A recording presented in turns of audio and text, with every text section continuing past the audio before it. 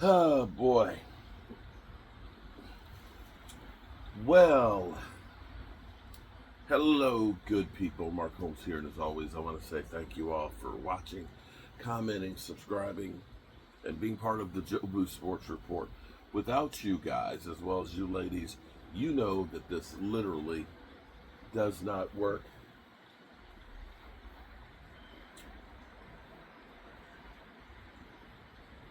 We're in hell right now. Cowboys are a bad team that everything started from the loss at against Green Bay, and nothing was done to change it. Jerry Jones' inactivity and their philosophy of saying, at least, we're going all in which they proceeded to do nothing. Stephen Jones, you're an idiot. You're an idiot. Jerry, the apple don't fall far from the tree.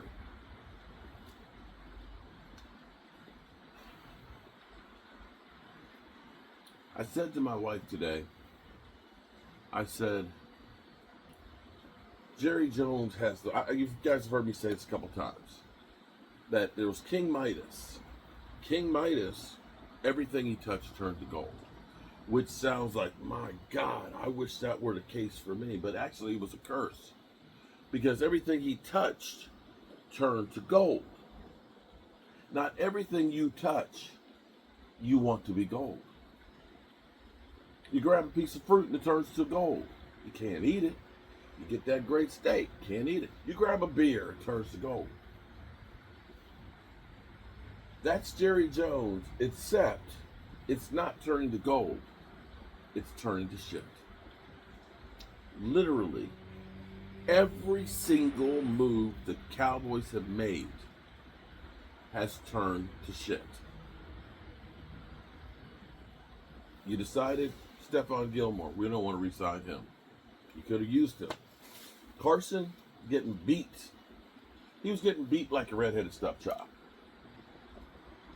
Okay. Diggs, he's been up and down, but he's coming back from an ACL. And that's why it would have been good to say, just in case Diggs isn't ready, we've got a great player right there. Didn't do that. And so you have Deron Bland, who's yet to play this season. And you're looking at a rookie. We're always looking and saying, we got a rookie that we got there. Because the Cowboys luck out from time to time, and they think that they can do that all the time. They think that they can do that all the time. Because they got Deron Bland. With Deron Bland, he was a late round draft pick. We plugged him in there, working with Al Harris, who I think should be, I'm at the point of saying, let's fire Mike McCarthy and just say, we're going to go with the young guy, Al Harris, because Al Harris seems to get results. Let him become the interim head coach. What the hell? What you got to lose? Because we're losing every week anyway. Be that as it may, the Cowboys are so arrogant they think, well, we had Deron Bland, who's now going to be in the Hall of Fame because he's got all those pick sixes. Ceylon Carson, he's going to jump in there, and he's going to be just as good. It don't work that way. It don't work that way. They're so arrogant and believe that because they found a Tyron Smith, a Zach Martin, and Zach Martin and a Travis Frederick in the draft, that they find a Micah Parsons, that we are so good at drafting that we'll just draft our way to a Super Bowl championship, which they have not done anything close to. You have to look at it from the standpoint of saying, the times that the Cowboys have been really good, you had Amari Cooper. You made a move for Amari Cooper, who helped your team. You could look at the 2017 that was really good, and you went out and you made trades for guys like, or moves like T.O., Terry Glenn. You tried with guys like Roy Williams. You made moves that made the team better and closer in that direction.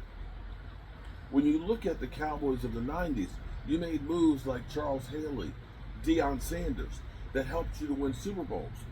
But somehow, something that worked, that was proven, Jerry, that you used to do, like Jimmy Johnson said, it wasn't just the trade of Herschel Walker, which brought you a whole lot of players. It was also the 51 other moves that you made to get the talent here to just be better, that you could almost just line up and say, we're going to run the ball right here with Emmitt Smith, and they couldn't stop you. Instead of getting young studs, you go out and get has-beens. You go out and get guys who haven't played in years. You get guys that have to go to another league because they weren't good enough to be in the NFL. And you figure it's just going to be good enough.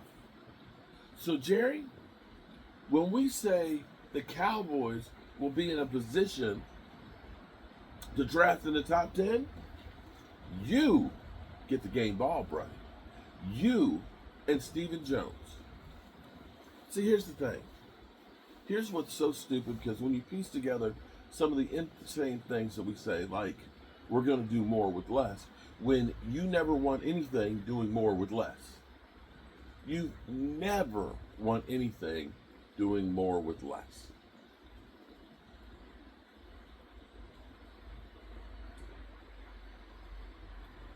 For Stephen Jones to think we just got to get the ball more to CeeDee Lamb.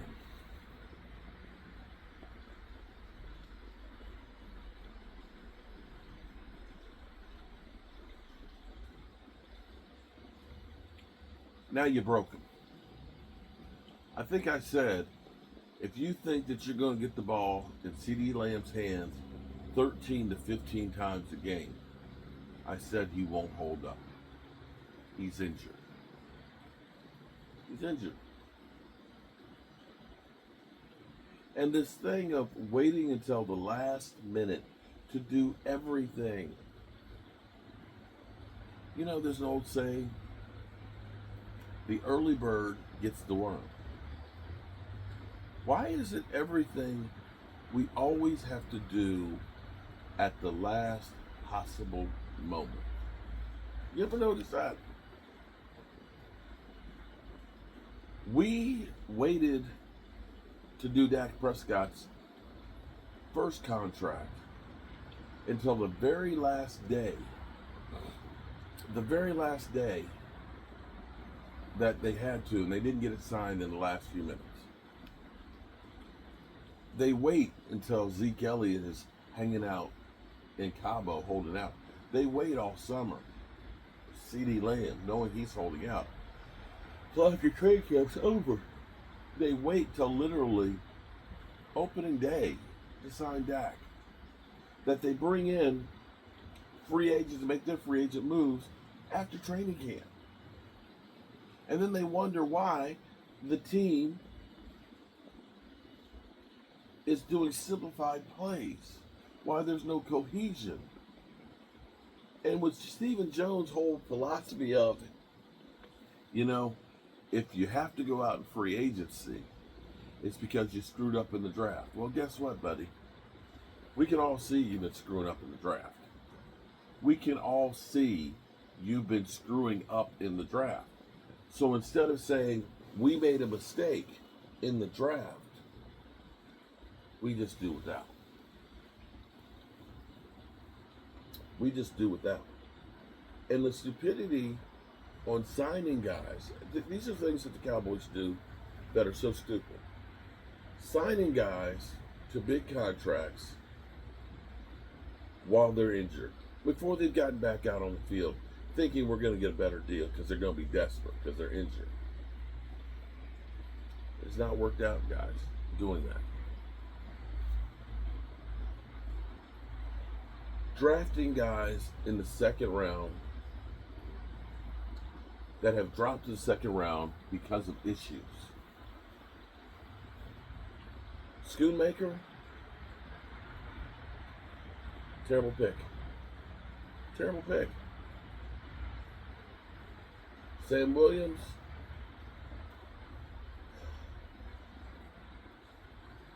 is Randy Gregory light. Tristan Hill didn't start on his college team because of attitude problems. Boss Man Fat, the rapper, not even here anymore. Taco Charlton, although he was a first round pick, instead of TJ Watt. You know, TJ Watt doesn't have that link that we like. These are all mistakes. I know the haters out here will just say, you're just making excuses.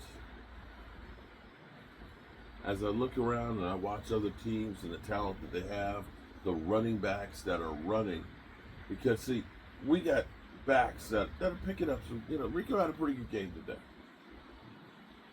But you see how Barkley, how Derrick Henry, and some of these other backs, they're getting hit. They're getting contact, but they're finding ways to still pick up another 2, 3, 4, 5 yards. We don't get any yards after contact. We know our offensive line is bad. We got Terrence Steele, who sucks. Tyler Guyton, who you have to give a pass because he's a rookie and you're relying on a rookie. Zach Martin, we had, oh my God, early on we had what would have been a big play, but Zach Martin, the guy literally went all the way around him. Everything, and I mean everything, every single move that the Cowboys made this offseason has turned to shame.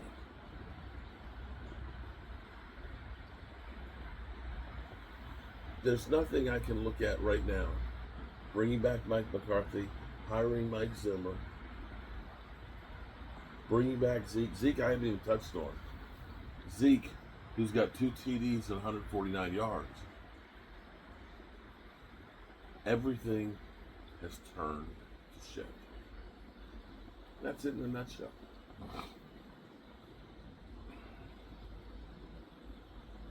And we're here at week 9, and the season's pretty much over. Yeah, maybe we can play a spoiler. Maybe we'll get some players back, and we'll have a couple of good games here and there. But you look at other teams, even my daughter, who really isn't a football fan, she's looking at the Eagles, and she's like, why is it that everything looks so painful that the Cowboys were doing? Just because we're a bad team. We're poorly coached. We're underfunded. And it seems like we have a locker room issue. So the state of the Dallas Cowboys is dysfunction, would be my word, if I had to put it all in one word. But at least you guys are entertained in my pain, in my sorrow.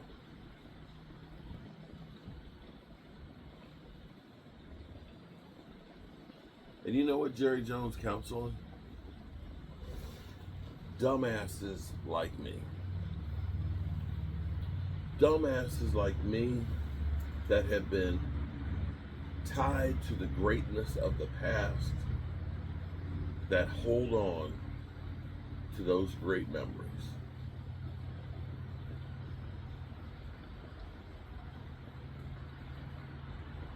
Well, good people, I am going to go take a shower, and I am going to go snuggle up next to my partner in life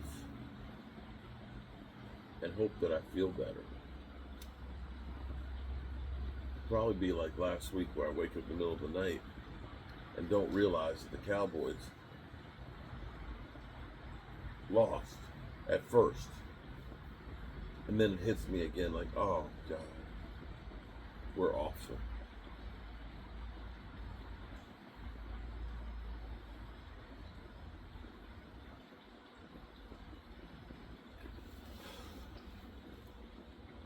You guys are the good thing I have in my life. Remember, life is short, life is precious, and you have to make the most of your time that's here. I said this morning, That same thing that I said, Jerry, I don't know how much time I have. I certainly don't know how much time you have. I hope I have more time than you do, Jerry. But your legacy, because see, here's my thing. If I don't wake up tomorrow, I'm going to end on a high note, at least with all my friends here on YouTube, with what I've done at the Red Brick House. That people will look back and say, man, look at that Red Brick House. It's better that he's left it like it is than before he got it. I'm not sure that's what they would say about you if you passed away tonight. If you weren't here tomorrow, Jerry. They'll say, this team, for 30 years, Jerry Jones kept trying to make up for the biggest mistake in football, firing Jimmy Johnson. And he utterly failed and literally ran the team into the ground. You got to work on your legacy every single day, because life changes fast. I love you guys. God willing, I'll see you tomorrow.